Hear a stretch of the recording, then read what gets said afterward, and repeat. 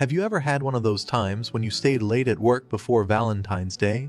In this retelling, you will learn what can happen if a man and a woman are locked in an elevator before the weekend. What can you do with a stranger in an elevator when you don't know how long to wait for them to get help?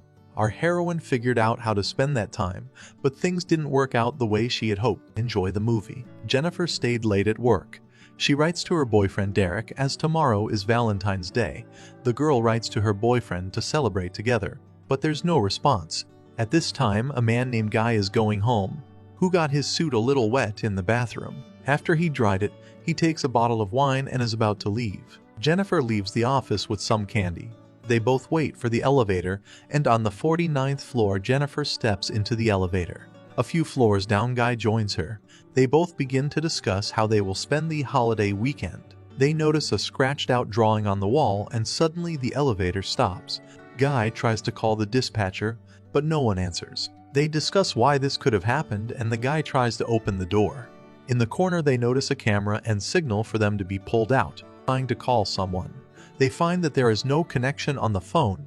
Jennifer is late for her flight, so she's nervous. The man asks if Jennifer is claustrophobic, and she says she is not. The man finds out where the girl works and says he is claustrophobic. To get to know the girl, he tells her what firm he works at.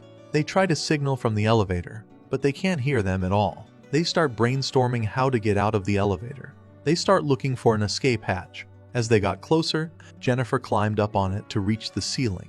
The man felt pressure on his shoulders and a pleasant warmth. Since they couldn't find a handle to open, the girl climbed down. Only 15 minutes have passed, and they are nervous as Jennifer is late for her plane. An hour later, they are still trying to contact security, but no one is answering.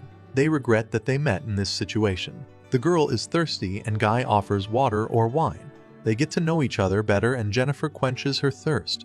They start laughing and Guy jokes that it would be great if the girl had a sandwich in her bag. The girl offers her candy to the guy. They continue to joke, but soon the girl wants to go to the bathroom, and since the guy is nearby, he can't do it. Guy convinces the girl to do it before it's too late. The girl resists but realizes she has to do it. They need to find a place. Guy suggests doing it in a thermos. Jennifer asks him to turn away and cover her ears, after which she tries to make herself feel better but can't concentrate. Thinking of waterfalls makes it all work.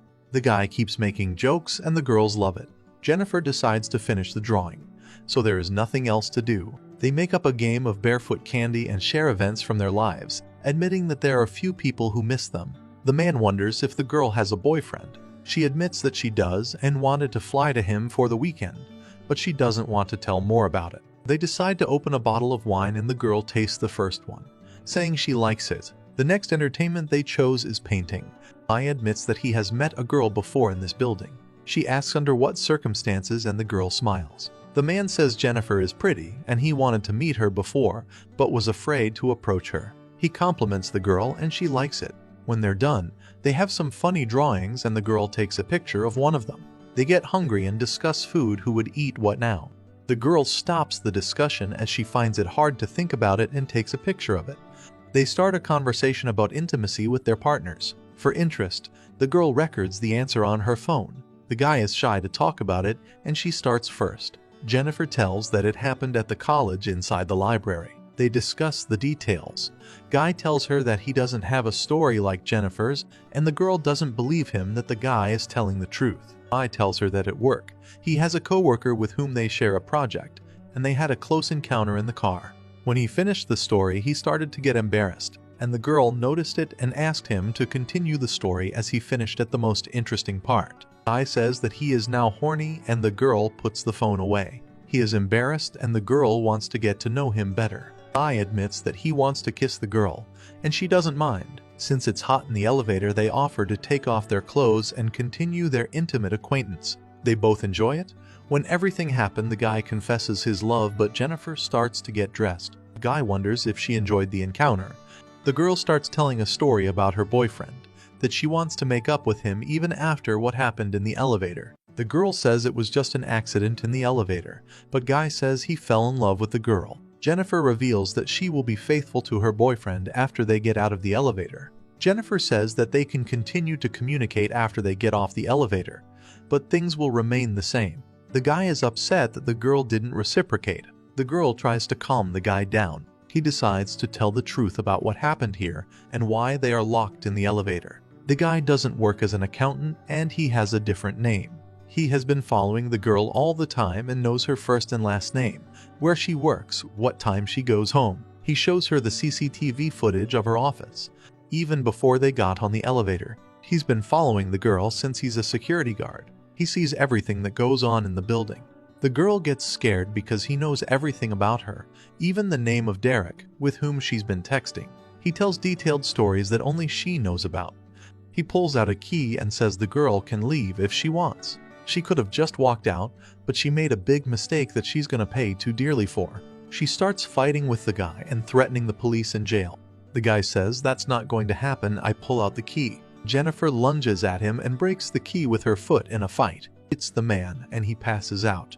But after she comes over, the guy grabs her and slams her to the floor. After Jennifer regains consciousness, Guy is already awake. He tells all the details of the plan that he thought out how to get alone with her in the elevator, but she didn't appreciate it. The girl wonders where the other guards are. The man says that he works for them, so there will be no one in the building for a few days. The guy says he's willing to eliminate her, then go back to prison. Jennifer continues to mindlessly threaten the guy with jail, and the guy gets more and more mad, which scares the girl. After he calms down a bit, the man offers to open the presents to have some fun. He sees that all the presents are for Derek and tries on a jacket. In the second present, he finds a cigar, scissors, and a lighter. The man confesses that he has always wanted to smoke such a cigar. They're both sorry for what happened, and the guy asks if there's still a chance to fix it. When they get out, he promises to take the girl to a resort. Then they break the lamp using a thermos. After looking at the ceiling, the guy notices that there are no bolts on it and decides to check the emergency exit. He opens the hatch using the thermos. Jennifer can't believe they're getting out. The guy asks her to put him upstairs, but the girl says she doesn't have the strength and needs her to get out, and then opens the elevator doors. She convinces the guy that she won't call the cops and manipulates him. The guy agrees and helps her out of the elevator. She succeeds and he tells her what to do. Jennifer makes another fatal mistake, which pisses the guy off. He realizes she betrayed him. The man decides to try to get out on his own. As soon as he does, Guy catches up with Jennifer while she's still up there. He jumps in and takes her back into the elevator with him. She wakes up first and decides to make a smoke alarm to set off the fire system. Suddenly the guy wakes up and she punches him again, after which she ties his hands. The alarm system goes off.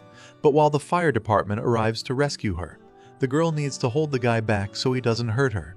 The girl stops and the guy is grateful she didn't hurt him. Jennifer wants to make a deal after they get off the elevator. The guy goes to jail. She records a video to prove it. The girl makes the guy tell her real name and everything that happened. That he locked them in the elevator and everything that happened was his fault. He gives details that he stopped the elevator, kidnapped the girl, hurt her, all to get to know Jennifer better. He goes on to say that what happened to him in the car with that girl was just the beginning. When they were driving together, the man lost control and they fell off a cliff and hit a tree, and after that he went to jail. 6 months later he got out, but after that he couldn't get a good job. There was an option only as a security guard, because he was running out of money to live. He agreed. The whole situation with the elevator happened because the guy wanted to be himself and go back to his old life. At the same time, a second guard named Eddie arrives with his girlfriend Ruby.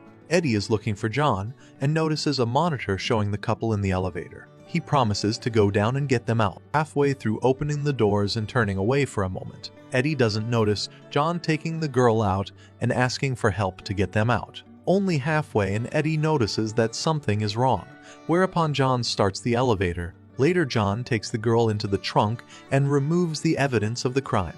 He changes into a security guard's uniform and goes to his workplace, where he removes everything from the surveillance camera. This is noticed by his partner's girlfriend, after which Guy decides to eliminate her. Getting in the car, he takes Jennifer to a dark alley. Prepare a place in the container by pouring gasoline on it. Opening the trunk, he sees that the girl does not move. After turning away, Jennifer hits him with the canister and drives off in the car. Deciding to stop, she backs up. John falls into the canister. She lights a cigar and throws the trash on fire. How's that for a movie plot? Do you think it's worth threatening the police before saving yourself in a situation like this? Let me know your thoughts on this in the comments.